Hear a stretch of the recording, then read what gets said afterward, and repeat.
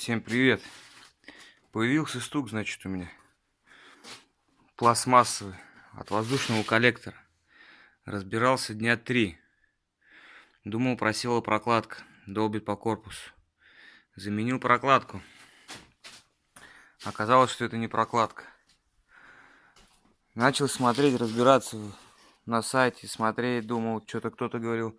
Болты куда-то записывать и так далее. Там вкручивать и так далее. Закрутил.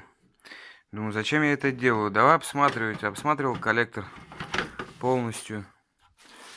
Обсмотрел, ничего не нашел, никаких дефектов. Как поставил, так и стучит. Психанул, разобрался уже, наверное, на 5-й раз.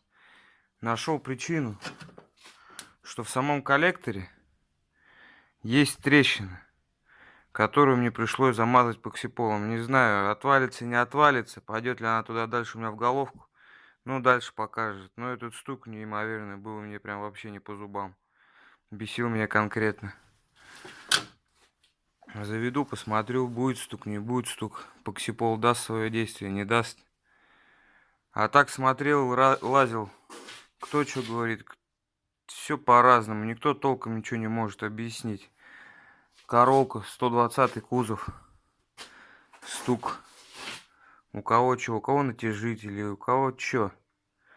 Ну, а нашел, вот он был. Здесь. Вот он. В самом внутри коллекторе.